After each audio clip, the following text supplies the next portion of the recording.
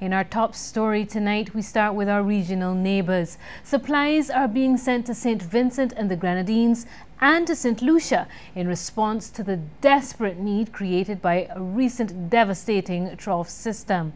Just this afternoon, and for the second consecutive day, the Barbados Red Cross sent a plane load of supplies off to Kingstown.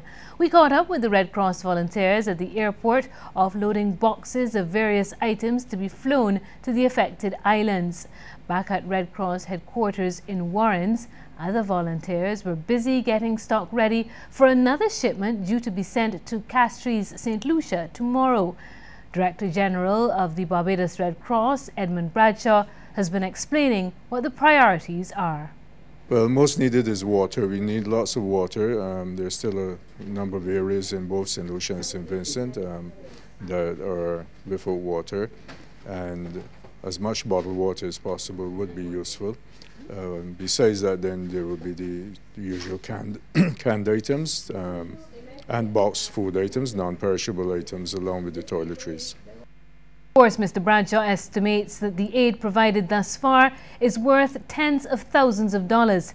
He describes the response to the appeal as steady so far, and he says the Red Cross will continue to accept donations from members of the public at its Warrens headquarters. We will be open here at Warrens today and Monday. Tomorrow between 9 and 3. We will not be open to receive items on Old Year's Day nor New Year's Day. So we're hoping that we can get in enough by tomorrow that we could probably close off the appeal.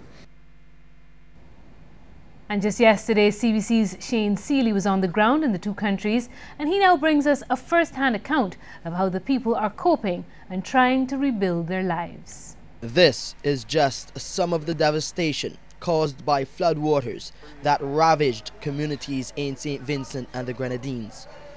Mudslides wreaked havoc on homes, businesses, and even vehicles in several districts. Boucamont Bay is one of the hardest hit communities. When I arrive, residents are busy cleaning mud and debris from their homes, even at this restaurant right next to Boucamont Resort. Just another example of the severe damage caused by those floodwaters on Christmas Eve by that deadly trough system. This is not a concrete road. This is actually a wall which collapsed into the road because of the force of the floodwaters which passed through this road here in Boucamont, St. Vincent. At least 4 people have been killed in this community alone. Others are still missing. This man, a fisherman in the village, pulled a young woman from the floodwaters. A mountain of water come and then knock me down upon the road, and they we fall over in the deep canal. Water they over we head. One and a dive, one and a hole so dive into bottom all about which I can't find where to go. But he also watched another woman from the village being washed out to sea. When we did down that area, one next girl was passing and damn water take she. But nobody to share help she. Is a nice girl. She know I'm married and get one baby. I'm 1 year old. Everybody screaming for that I'm nice and beautiful girl. Over in the capital, Kingstown, people are trying to return to their daily routines. But for some, the disaster is still fresh in their minds. That's the come down and listen, and me frightened. You know, yeah, that was an experience for me, be real frightened. Can't take this the last day. Here at the Ministry of Foreign Affairs in Kingstown, the Prime Minister, Dr. Ralph Gonsalves, has been meeting with disaster management officials from Barbados and across the region, telling them what the country needs at this time to assist them with their recovery efforts. The Prime Minister, joined by the OECS Chairman, Prime Minister of Antigua and Barbuda, Baldwin Spencer, speaks to CBC and CMC after the meeting. Dr. Gonsalves himself is touched personally by the tragedy. His cousin, buried at home in his bed by a mudslide. Nothing really prepares you when half of your country doesn't have water. And when the scale of the damage in some areas is almost of biblical proportions. It's 5 o'clock now here in Castries. We just flew over from St. Vincent and the Grenadines to St. Lucia to get an assessment of the damage here. We came directly to the National Emergency Organization, better known as NEMO. Now what you're seeing behind me is relief supplies that have just come in from Trinidad and Tobago, and they've been brought here by the St. Lucia Defense Force. And what those soldiers are doing, they're loading the supplies into this nearby warehouse. After that, those supplies will be distributed to those affected communities and those St. Lucians who are most in need at this time. We're still in the response. The recovery will move to infrastructure and physical planning sections after a while, because you've seen some of the footage. We have roads washed away, we have bridges washed away. We actually have a school in Canaries that has been lifted off its foundation and moved to a side. So there's a lot of structural work that needs to be done, and that moves to other agencies. What we are dealing with in the immediate is the food and water. And as strange as this may be, teddy bears. Because you have a lot of children. My volunteers come back and say, boss, you know, we went into a community and a little child say, my daddy bought toys for me and the river took it. My daddy bought toys for me for Christmas and the river took it. It's now expected that as the days go on, more supplies will be flown into St. Lucia and St. Vincent and the Grenadines to meet the basic needs of the people as they try to pick up the pieces and put their lives back together again. Shane Seeley, CBC News. Thank you, Shane, and our prayers continue for all those affected. Coming up after the break, advice for the Barbados government on how to help stimulate the economy.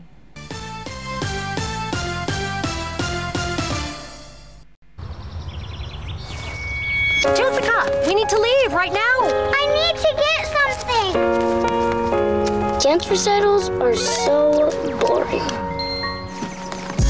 There's a meaning no one knows.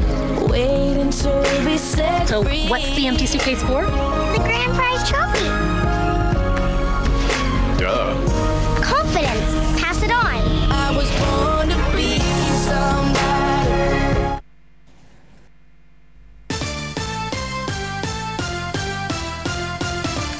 A call tonight for government to fast-track development projects with the hope of spurring confidence in the local economy in the new year.